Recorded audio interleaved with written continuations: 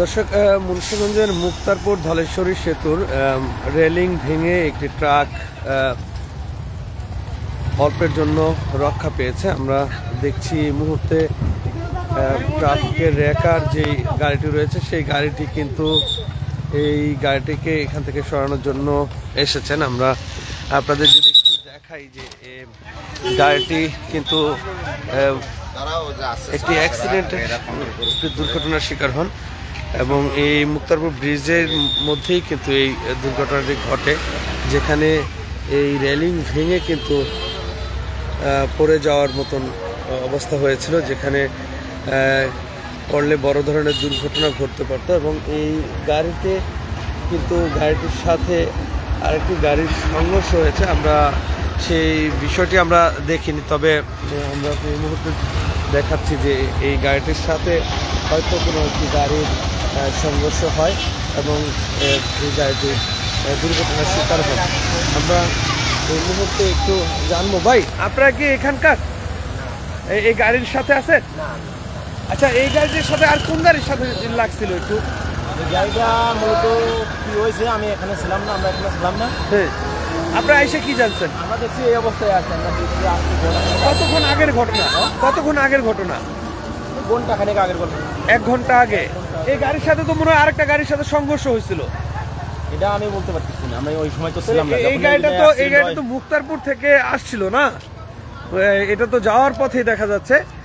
দর্শক, এই যে মুক্তারপুর ব্রিজে ওঠার অবস্থায় কিন্তু এই গাড়িটির সাথে হয়তো আরেকটি গাড়ির সংঘর্ষ হয়, যার ফলে গাড়িটি কিন্তু একটি সাইড যখন ঘুরে যায় তখনই কিন্তু এই গাড়িটির যেই পিছনের চাকা, সেই পিছনের চাকা ব্রিজের রেলিং ভেঙে পড়ে যায় এবং তাৎক্ষণিক আমরা গাড়ির এই বিষয়টি আমরা দেখাচ্ছিলাম যে গাড়িটি প্রথমেই যেই পরিস্থিতি ছিল সেটা কিন্তু বড় ধরনের একটি দুর্ঘটনার পরিস্থিতি আমরা দেখেছি। তবে এই গাড়ির মালিক যেই ড্রাইভার, সেই ড্রাইভারকে আমরা এখন পর্যন্ত জানতে পারিনি, দেখতে পাইনি।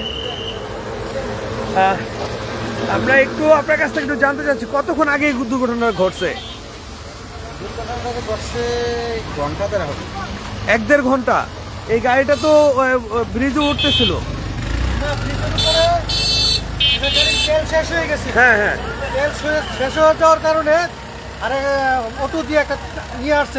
তেল দেওয়ার পরে ওদের গাড়িতে কোনো ইয়ে দিছিল না, মানে চাকার মধ্যে কোনো রকমের সিকিউরিটি দেওয়া হয়নি, তার জন্য গাড়িটা পরে পিছনে চলে আসছে। ও পিছনে ব্যাক করতেছিল। ও অটো দিয়ে মানে গাড়ি গিয়ার চেঞ্জ হয়ে গেছে। গাড়ি তেলে কতটুকু উপরে ছিল? ওই আরো মানে মোটামুটি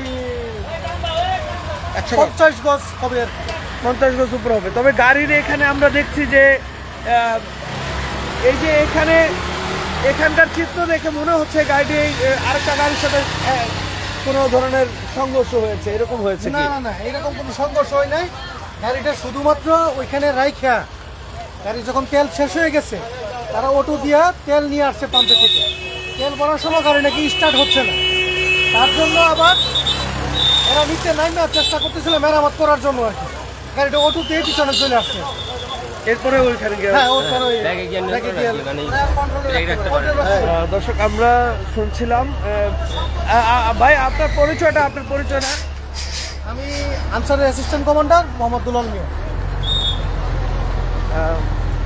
দর্শক আমরা শুনছিলাম এই গাড়িটি কিন্তু ব্রিজের মাঝামাঝি স্থানে থামানো অবস্থায় ছিল। গাড়িতে তেল শেষ হয়ে যাওয়ার পরে সেই গাড়িটি কিন্তু ব্রিজের মাঝামাঝি থাকে।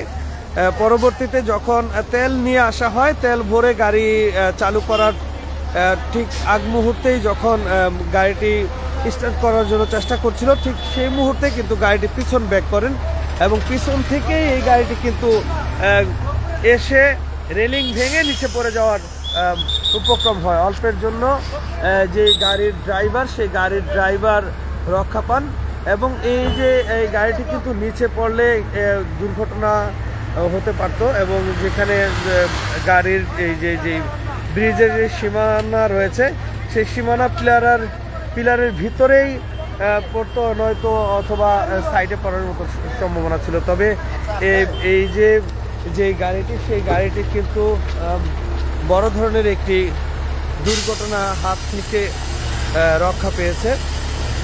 এবং আমরা শুনছিলাম যে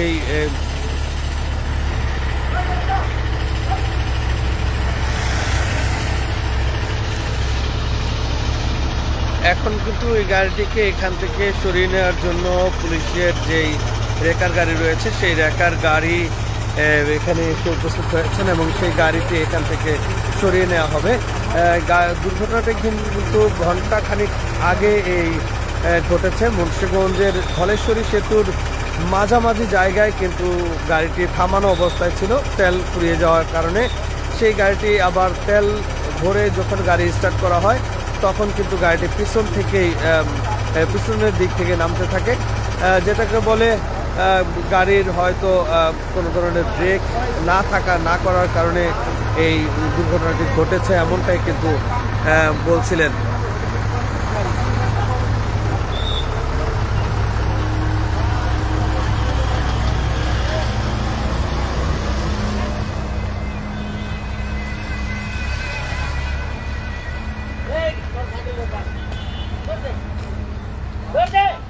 সিমেন্ট ফ্যাক্টরির রেডিমিক্স গাড়ি, যেই সিমেন্ট ফ্যাক্টরি, সেই সিমেন্ট ফ্যাক্টরির রেডিমিক্স গাড়িটি কিন্তু পিছন দিক থেকে ব্যাক করে এসে কিন্তু এই ঘটনাটি ঘটে।